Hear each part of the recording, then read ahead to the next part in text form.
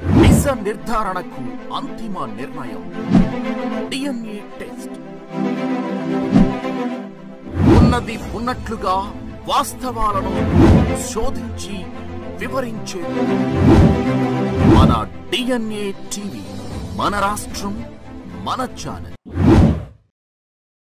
నమస్కారం, వార్తలకి స్వాగతం. ఈనాటి ముఖ్యాంశాలు. ఈ నెల 23న జరగాల్సిన గ్రూప్ 2 మెయిన్స్ పరీక్షని వాయిదా వేసిన ఏపీపీఎస్సీ. ఏపీ ప్రభుత్వం లేఖ రాయటంతో ఏపీపీఎస్సీ కీలక నిర్ణయం తీసుకున్న వైనం. రోస్టర్ తప్పులని సరిచేయకుండా పరీక్ష నిర్వహణపై అభ్యర్థుల నుంచి అభ్యంతరాలు వెల్లువెత్తడంతో ఈ నిర్ణయం తీసుకున్న ప్రభుత్వం.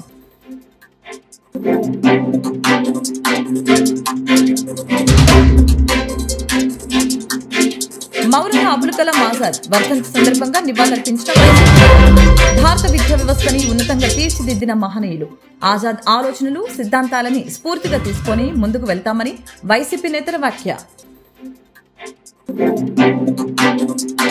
గ్రాడ్యుయేట్ ఎమ్మెల్సీ ఎన్నికల్లో కూటమి బలపరిచిన అభ్యర్థి ఆలపాటి రాజా గెలుపుకి అందరూ ఐకమత్యంగా కృషి చేయాలని మైలవరం ఎమ్మెల్యే వసంత వెంకటకృష్ణ ప్రతి ఎన్నిక ఒక యుద్ధమేనని, తీరాన్ని చేరే వరకు విశ్రమించవద్దని వ్యాఖ్య. ఈ నెల 23న జరగవలసిన గ్రూప్ 2 మెయిన్స్ పరీక్షని ఏపీపీఎస్సీ కొద్ది రోజుల పాటు వాయిదా వేసింది. ఈ మేరకు ఏపీ ప్రభుత్వం లేఖ రాయటంతో ఏపీపీఎస్సీ కీలక నిర్ణయం తీసుకుంది. రోస్టర్ తప్పులని సరిచేయకుండా పరీక్ష నిర్వహణపై అభ్యర్థుల నుంచి అభ్యంతరాలు వెల్లువెత్తడంతో ప్రభుత్వం ఈ మేరకు నిర్ణయం తీసుకుంది. ప్రస్తుతం రోస్టర్ అంశంపై ఏపీ హైకోర్టులో పిటిషన్ వేసిన విషయం తెలిసిందే. వచ్చే నెల 11వ తేదీన మరొకమారు ఈ పిటిషన్పై హైకోర్టు విచారణ చేపట్టనుంది. భారత విద్యా వ్యవస్థని ఉన్నతంగా తీర్చిదిద్దిన మహనీయుడు ఆజాద్ ఆలోచనలు, సిద్ధాంతాలని స్ఫూర్తిగా తీసుకుని ముందుకు వెళ్తామని వైసీపీ రాష్ట్ర నాయకులు చెప్పారు. విద్యాశాఖ మంత్రిగా విద్యా వ్యవస్థను ఉన్నతంగా తీర్చిదిద్దిన గొప్పవాడిగా ఆయన నిలిచారని, ఆయన బాటలోనే పయనిస్తూ ఆయన అడుగు జాడల్లో అందరూ ముందుకు వెళ్లాలని వైసీపీ నేతలు తెలిపారు. గౌరవనీయులు శ్రీ వైఎస్ జగన్మోహన్ రెడ్డి గారి ఆదేశాల మేరకు వైఎస్ఆర్ కాంగ్రెస్ పార్టీ కేంద్ర కార్యాలయంలో ఇవాళ భారతరత్న, భారతదేశ తొలి విద్యాశాఖ మంత్రి మౌలానా అబుల్ కలాం ఆజాద్ గారి వర్ధంతి కార్యక్రమం ఘనంగా జరుగుతూ ఉంది. ఈ కార్యక్రమంలో పెద్దలు గౌరవనీయులు ఎమ్మెల్సీ లేళ్ల అప్పిరెడ్డి గారు, అలాగే పేర్ని నాని గారు, దోలం నాగేశ్వరరావు, ఇంకా అనేక మంది పెద్దలు పాల్గొనడం జరుగుతూ ఉంది. వాళ్ళు ఒకటే చెప్తా ఉన్నాం, ఎవరైతే మౌలానా అబుల్ కలాం ఆజాద్ గారు ఆనాడు భారత తొలి విద్యాశాఖ మంత్రిగా విద్యారంగంలో ఉన్నతమైన సంస్కరణలు ప్రవేశపెట్టి దేశ విద్యారంగాన్ని ఒక మలుపు తిప్పాడో, అదే పద్ధతిలో ఆనాటి దేశ విభజనను వ్యతిరేకిస్తూ హిందూ ముస్లిం భాయ్ భాయ్ అనే ఒక నినాదాన్ని కూడా ఆనాడే రేకెత్తించిన మహనీయుడు మౌలానా అబుల్ కలాం ఆజాద్ గారు. మరి ఆయన స్ఫూర్తితో భారతదేశం ఈ రోజు వరకు కూడా ప్రపంచంలోనే అత్యున్నతంగా వెలుగొందుతూ ఉంది. అటువంటి మహనీయుడి స్ఫూర్తితో దివంగత రాజశేఖర రెడ్డి గారి ఆశయాల మేరకు ఆనాటి మన జగన్మోహన్ రెడ్డి గారి ప్రభుత్వం కూడా 5 సంవత్సరాలు అద్భుతంగా పనిచేసింది. ఏదైతే మౌలానా అబుల్ కలాం ఆజాద్ గారు విద్యా మంత్రిగా విద్యారంగంలో ఉన్నత సంస్థలు తీసుకొచ్చారో, అదే స్ఫూర్తితో జగన్మోహన్ రెడ్డి గారు కూడా నాడు నేడు ఇంకా అనేక సంస్కరణల ద్వారా విద్యారంగాన్ని దేశంలోని ఆంధ్రప్రదేశ్ రాష్ట్రాన్ని అత్యున్నతంగా వెలుగొందడానికి విశేష కృషి చేసిన సందర్భాన్ని కూడా మరచిపోవద్దని సందర్భంగా అందరికీ తెలియజేస్తా ఉన్నాం. మరి ఈనాడు చంద్రబాబు నాయుడు ప్రభుత్వం దుస్థితి చూస్తే దాదాపు 9 ఏళ్ళు పూర్తి 10 వస్తూ ఉంది. మరి వాళ్ళ విద్యారంగం రోజు రోజు కూడా తీసుకట్టుగా తగిన పరిస్థితి దేశంలో కనబడతా ఉంది. కాబట్టి ఏదైతే మహనీయుడు మౌలానా అబుల్ కలాం ఆజాద్ గారి స్ఫూర్తి ఏదైతే ఉందో, ఆ స్ఫూర్తితో వైఎస్ఆర్ కాంగ్రెస్ పార్టీ పనిచేస్తూ ఉంది. మన నాయకుడు జగన్మోహన్ రెడ్డి గారు తప్పనిసరిగా ఇవాళ కాదు రేపు కాదు ఎల్లుండి వచ్చే ఎన్నికలు ఎప్పుడు వచ్చినా జగన్మోహన్ రెడ్డికి రాష్ట్రంలో రావడం తథ్యం. అదే పద్ధతిలో మహనీయుల స్ఫూర్తితో, ముఖ్యంగా వాళ్ళు ఎవరైతే వర్ధంతి జరుపుకుంటా ఉన్నామో మౌలానా అబుల్ కలాం ఆజాద్ గారి స్ఫూర్తితో రాబోయే రోజుల్లో జగన్మోహన్ రెడ్డి గారి నాయకత్వంలో మాత్రమే ఈ రాష్ట్రంలో కానీ ఏదైనా ఈ యొక్క దేశంలోకి రోల్ మోడల్గా విద్యా రంగంలో సంస్కరణలు ముందుకు సాగుతాయని తెలియజేస్తూ మరి మహనీయుడికి మరొకసారి వైఎస్ఆర్ కాంగ్రెస్ పార్టీ పక్షాన మా నాయకుడు వైఎస్ జగన్మోహన్ రెడ్డి గారి పక్షాన వర్ధంతి సందర్భంగా నివాళులు అర్పిస్తా ఉన్నాం. గ్రాడ్యుయేట్ ఎమ్మెల్సీ ఎన్నికల్లో కూటమి బలపరిచిన అభ్యర్థి ఆలపాటి రాజా గెలుపునికి అందరూ ఐకమత్యంగా కృషి చేయాలని మైలవరం శాసనసభ్యులు వసంత వెంకటకృష్ణ ప్రసాద్ పిలుపునిచ్చారు. ప్రతి ఎన్నిక ఒక యుద్ధమేనని, తీరాన్ని చేరే వరకు విశ్రమించవద్దని, ప్రత్యర్థి ఎవరైనా చివరి నిమిషం వరకు మనం శ్రమించాల్సి ఉందని చెప్పారు. 6,000 ఓట్లు చిల్లర ఉన్నాయి. ఈసారి 13,500 ఓట్లు మైలవరం నియోజకవర్గంలో ఎన్రోల్ చేసుకోవడం జరిగింది. తప్పకుండా ఎక్కువ శాతం ఓట్లు పోలయ్యేటట్టుగా కూటమి నాయకులు, కార్యకర్తలు అందరూ కూడా కృషి చేస్తూ ఉన్నారు. ఆలపాటి రాజేంద్ర ప్రసాద్ గారి గెలుపు ఈ రాష్ట్రంలో కూటమి తరపున మరింతగా ప్రజల మద్దతు ప్రకటించి ఖచ్చితంగా అభివృద్ధికి మరింతగా ముందుకు సాగడానికి అవకాశం ఉంటుంది. పట్టభద్రులు గడిచిన స్థానిక మన సార్వత్రిక ఎన్నికల ముందు కూడా 3 ప్రాంతాల్లో ఎన్నికలు జరిగితే 3ట్లో కూడా అఖండ మెజార్టీతో తెలుగుదేశం పార్టీ అభ్యర్థులను ఆ రోజు గెలిపించడం జరిగింది. ఈరోజు ఉమ్మడి అభ్యర్థిగా పోటీ చేస్తున్న రాజేంద్ర ప్రసాద్ గారిని మరింత మెజార్టీతో గెలిపించి ఏవైతే అభివృద్ధిని కోరుకుంటున్నారో అది మరొకసారి ప్రజల మద్దతు దానికి కావాలని చెప్పి కోరుకుంటాను. ఎందుకంటే గుంటలమయమైన రోడ్లు బాగు చేస్తూ ఉన్నాం.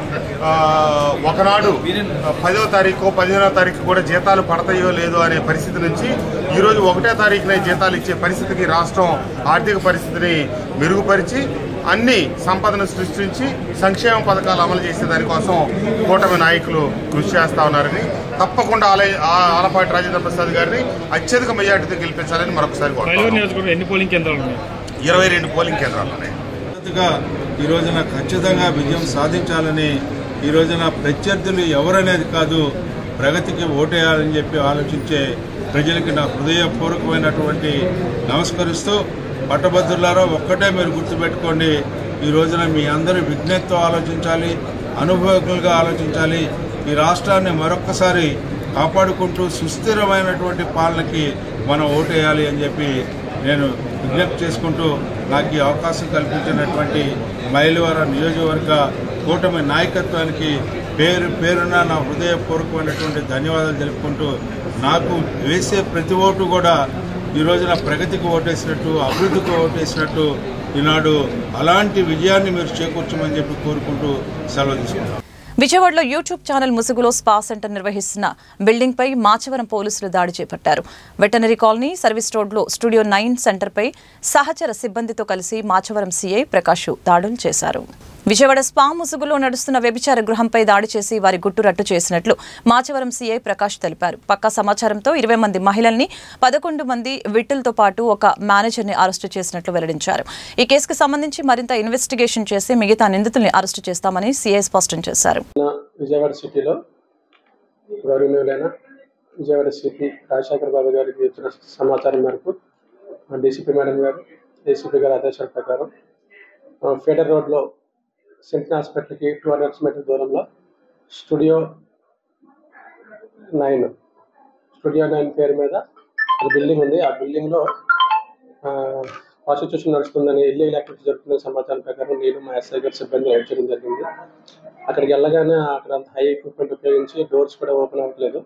చాలాసార్లు విఆర్ఓ సమక్షంలో డోర్ ఓపెన్ చేయడానికి ప్రయత్నించాం, తీయలేదు. ఈ సీసీ కెమెరాలు చూసి చాలామంది ఈ ఇల్లీగల్ యాక్టివిటీస్ లేడీస్ అందరూ ఆ బిల్డింగ్ నుంచి పక్క బిల్డింగ్లోకి దూకేసి వాటర్ ట్యాంక్ కింద దాక్కున్నారు. వాళ్ళని మా సిబ్బంది గమనించి వీడియో తీసి వాళ్ళు పట్టుకోవడం జరిగింది. ఈ లోపల ఉన్న విక్టిమ్ ఎవరైతే ఉన్నారో వాళ్ళు భయపడి డోర్ పగలబెట్టి బయటకు వచ్చారు. వాళ్ళందరినీ పట్టుకున్నాం.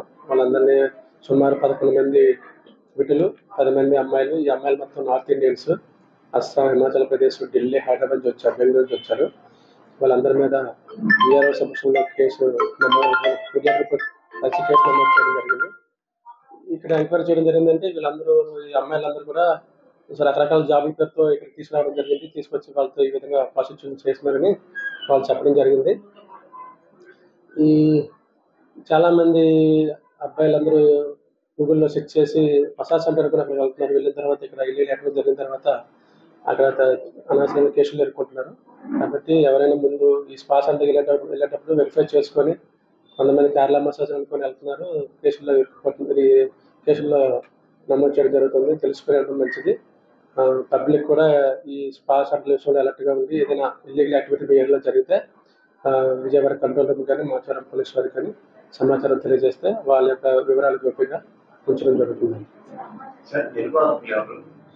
నిర్వాహకులు అతను చెప్పడం, అతను చెప్పడం మాత్రం అదే చలసల బాగా నాకు పిలిపించారని చెప్తున్నారు. కాబట్టి అతని స్టేట్మెంట్ ప్రకారంగా అతని కేసు నమోదు చేసాం. లేదన్నా టీం జరుగుతుంది. ప్రజెంట్ అతను ఆప్షన్లో ఉన్నాడు. తాను గతంలో పనిచేసిన రామకృష్ణ హౌసింగ్ సంస్థ యాజమాన్యం బెదిరింపులకి పాల్పడుతుందని విజయవాడ వాసి శివరాం ఆవేదన వ్యక్తం చేశారు. విజయవాడ ప్రెస్ క్లబ్ లో మీడియాతో మాట్లాడిన ఆయన ఉద్యోగం చేస్తున్న సమయంలో కొన్ని ఆస్తులకి తన పేరుని బినామీగా చేర్చారని, మరలా కలిసి పనిచేయాలంటూ ఇబ్బందులు పెడుతున్నారని వాపోయారు.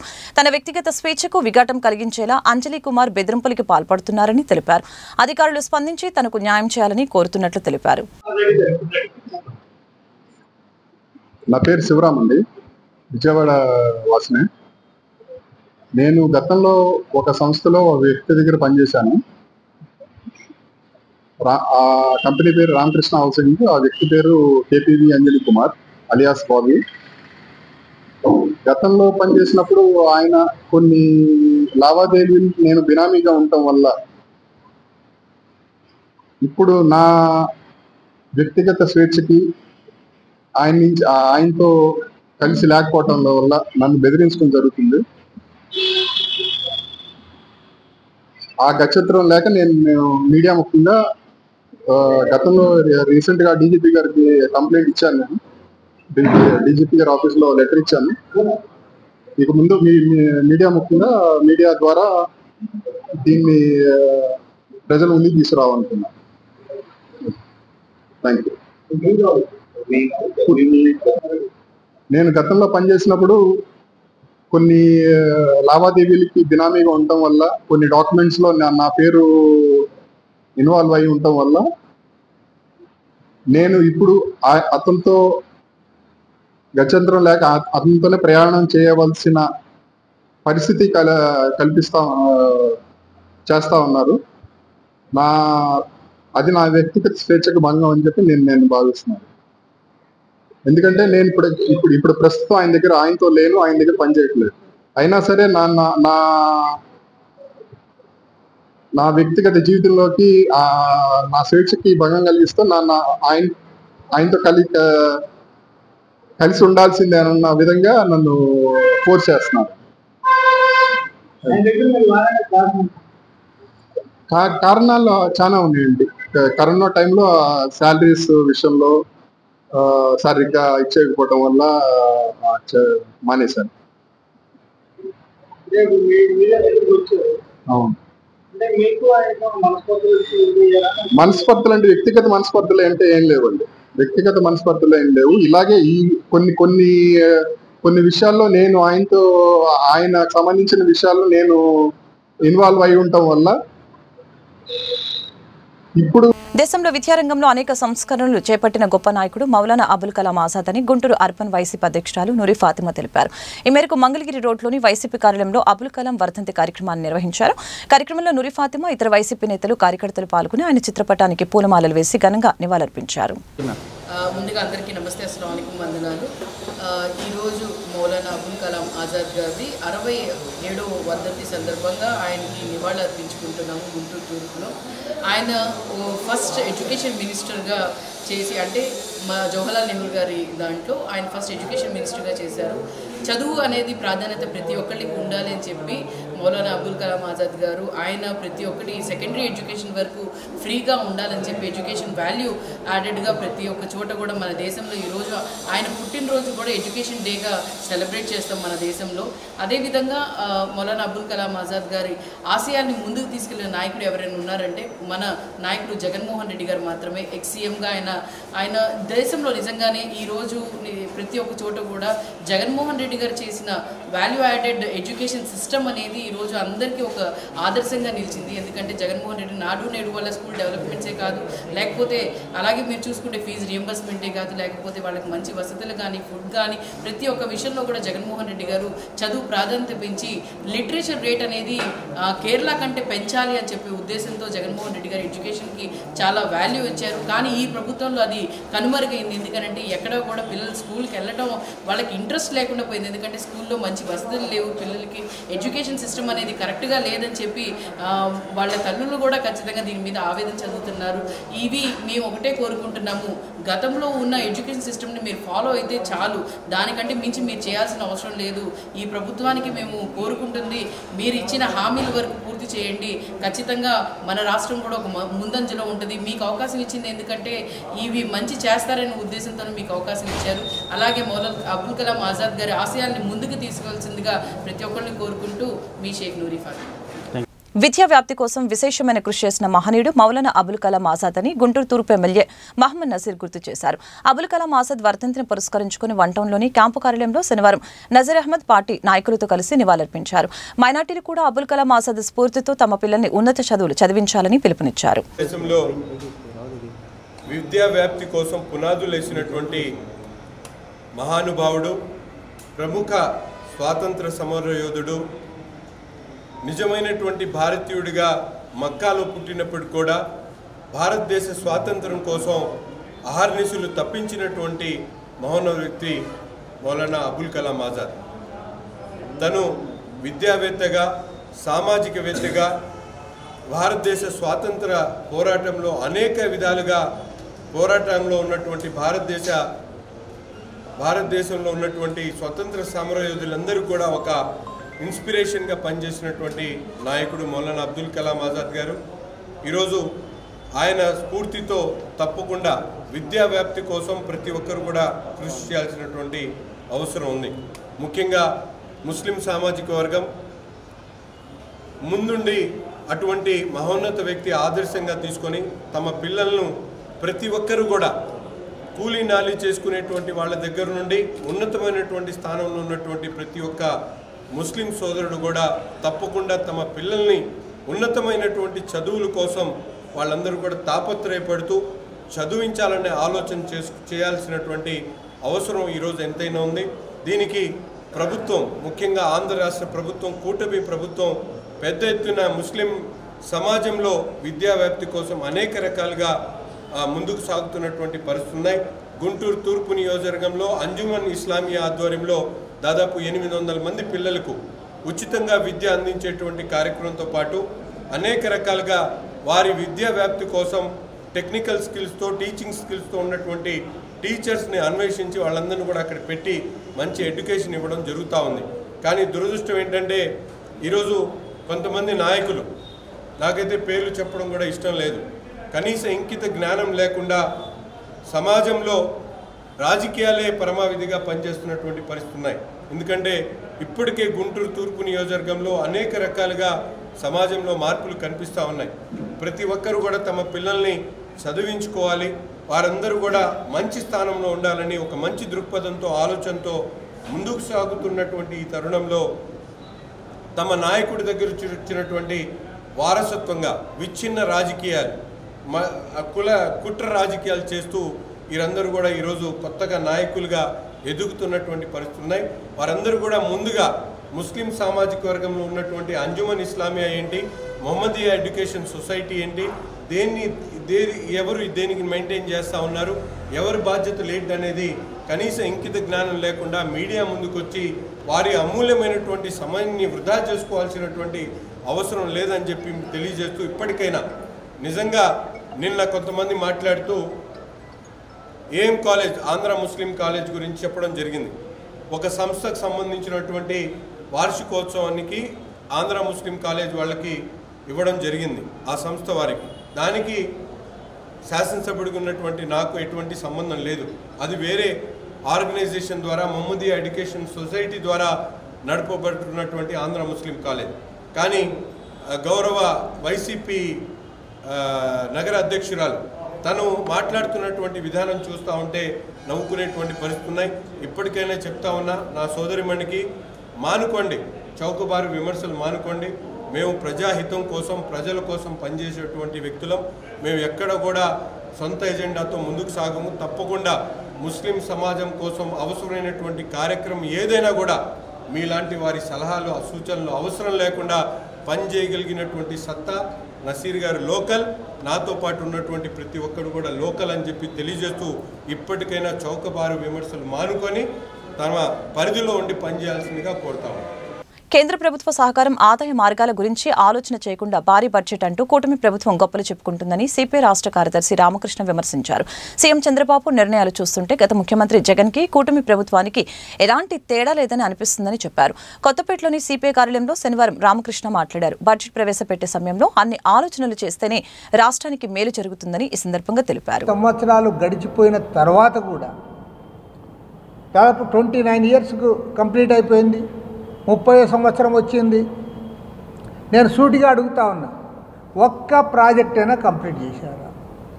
ఏ ఒక్క ప్రాజెక్ట్ కింద, హంద్రీనివా కింద కానీ, గాలేర్ నగర్ ప్రాజెక్ట్ కింద కానీ, వెలుగొండ ప్రాజెక్ట్ కింద కానీ ఒక్క ఆయకట్టు, ఒక్క ఎకరా ఆయకట్టు డెవలప్ చేశారా? మీరు చేయలేకపోయారు. వెలుగొండ ప్రాజెక్టులో అయితే కనీసం వాళ్ళకి ఇది ఇప్పటివరకు సొరంగం కూడా పూర్తి చేయలేకపోయారు. కాబట్టి ఏమంటే ఇవాళ దశాబ్దాలు గడుస్తున్నా సరే ప్రాజెక్టుల కోసం రైతులు ఎదురు చూస్తూ ఉన్నారు తప్ప మీరు వాటిని కంప్లీట్ చేయలేకపోయారు. కాబట్టి నేను ముఖ్యమంత్రి గారిని కోరుతా ఉన్నా, ఇవాళ వెలుగొండ ప్రాజెక్టుకు సంబంధించిన ఆ ప్రాంత వాసులు కనీసం ఈ బడ్జెట్లో 2,000 కోట్ల రూపాయలు కేటాయించాలని న్యాయంగా డిమాండ్ చేస్తూ ఉన్నారు. అదేవిధంగా హంద్రీనివా ప్రాజెక్టు, గాలేర్ నగర్ ప్రాజెక్టు అక్కడ ఆయకట్ డెవలప్ చేయాల్సిన అవసరం ఉంది. అక్కడ కాలు వెడల్పు చేయాల్సిన అవసరం ఉంది. వాటన్నిటికీ నిధులు కేటాయించాలని చెప్పి మేము ప్రభుత్వాన్ని కోరుతా ఉన్నాం. అదేవిధంగా ఉత్తరాంధ్రలో వంశధార, నాగావళి ప్రాజెక్టులు ఏవైతే ఉన్నాయో అవి ఆ ప్రాజెక్టుల గురించి చర్చ కూడా సక్రమంగా చేయడం లేదు. ఈ బడ్జెట్లోనైనా సరే పూర్తి స్థాయిలో దానికి నిధులు కేటాయించాలి. అదేవిధంగా పోలవరం ప్రాజెక్టు ఇవాళ కేంద్ర రాష్ట్ర ప్రభుత్వాలు ప్రాధాన్యత రంగంలో తీసుకున్నాయి కాబట్టి ఆ ప్రాజెక్టు కింద నిర్వాసితుల సమస్యలు కూడా పరిష్కారం చేయడానికి పూనుకోవాలని చెప్పి కూడా కోరుతా ఉన్నాం. ఇరిగేషన్ ప్రాజెక్టులతో పాటు ముఖ్యమంత్రి గారు ఖచ్చితంగా సూపర్ 6 హామీలు అమలు చేయడానికి కూడా ఈ బడ్జెట్లో నిధులు కేటాయించాలని కోరుతా ఉన్నాం. ఎందుకంటే సూపర్ 6 హామీలు ప్రజలు ఆల్రెడీ ఎదురు చూస్తూ ఉన్నారు. ఎందుకంటే ప్రభుత్వం వచ్చి 9 మాసాలైనా సరే ఇంతవరకు అవి చేయలేదనే దాంతో ఇవాళ ప్రజలందరూ కూడా ఎదురు చూస్తూ ఉన్నారు. కాబట్టి గవర్నమెంట్ పూర్తి స్థాయిలో దాన్ని కేంద్రీకరణ చేయాలి. వీటితో పాటు ఇవాళ రాష్ట్ర రైతాంగం ఆందోళన చెందుతున్నటువంటి గిట్టుబాటు ధరల విషయంలో, కనీస మద్దతు ధరల విషయంలో ప్రభుత్వం దృష్టి సారించాలి. ప్రభుత్వం ఒట్టి మాటలతో, వారు ఒట్టి వాగ్దానాలతో కాలయాపన చేయడం కాకుండా ఖచ్చితంగా పంటల స్థిరీకరణ నిధి బడ్జెట్లో ప్రవేశపెట్టాలి. ఇవాళ 3 లక్షల కోట్ల రూపాయల బడ్జెట్ అంటూ ఉన్నారు. కనీసం 1% మీరు కేటాయించిన 3,000 కోట్ల రూపాయలు ఉంటుంది అందులో మీరు. కాబట్టి కనీసం రైతులను దృష్టిలో ఉంచుకొని, ఎందుకంటే రైతులకు ఇస్తామని 20,000 రూపాయలు కూడా ఇంతవరకు ఇవ్వలే. రైతులకు పంటల పండి ఇవాళ మిర్చి రైతులు ఆందోళన చేస్తూ ఉన్నారు, అక్కడ టమాటా రైతులు ఆందోళన చేస్తూ ఉన్నారు. ఏ పంటకు కూడా సరిగా గిట్టుబాటు ధర కానప్పుడంతా కూడా రైతులు ఆందోళన చెందుతూ ఉన్నారు, రోడ్డెక్కుతూ ఉన్నారు. కాబట్టి పంటల స్థిరీకరణ నిధి, ధరల స్థిరీకరణ నిధి అనేది ఖచ్చితంగా ఏర్పాటు చేయాలి. దానికి కూడా ఈ బడ్జెట్లో తగు రీతిలో మీరు దానికి ప్రాధాన్యత ఇవ్వాలని చెప్పి కూడా ముఖ్యమంత్రి గారిని కోరుతా ఉన్నాం. అదేవిధంగా ఇంతకుముందు అజయ్ కుమార్ గారు చెప్పినట్లుగా వార్తలు ముగించే ముందు ముఖ్యాంశాలు మరొకసారి. ఈ నెల 23న జరగాల్సిన గ్రూప్ 2 మెయిన్స్ పరీక్షని వాయిదా వేసిన ఏపీపీఎస్సీ. ఏపీ ప్రభుత్వం లేఖ రాయటంతో ఏపీపీఎస్సీ కీలక నిర్ణయం తీసుకున్న వైనం. రోస్టర్ తప్పులని సరిచేయకుండా పరీక్ష నిర్వహణపై అభ్యర్థుల నుంచి అభ్యంతరాలు వెల్లువెత్తడంతో ఈ నిర్ణయం తీసుకున్న ప్రభుత్వం.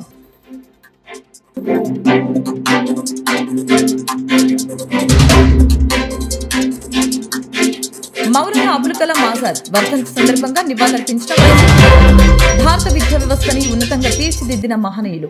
ఆజాద్ ఆలోచనలు, సిద్ధాంతాలని స్ఫూర్తిగా తీసుకొని ముందుకు వెళ్తామని వైసీపీ నేతల వ్యాఖ్య. గ్రాడ్యుయేట్ ఎమ్మెల్సీ ఎన్నికల్లో కూటమి బలపరిచిన అభ్యర్థి ఆలపాటి రాజా గెలుపుకి అందరూ ఐకమత్యంగా కృషి చేయాలని మైలవరం ఎమ్మెల్యే వసంత వెంకటకృష్ణ ప్రతి ఎన్నిక ఒక యుద్ధమేనని, తీరాన్ని చేరే వరకు విశ్రమించవద్దని వ్యాఖ్య.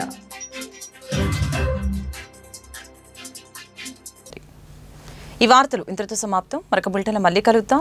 నమస్కారం. నిజ నిర్ధారణకు అంతిమ నిర్ణయం డిఎన్ఏ టెస్ట్.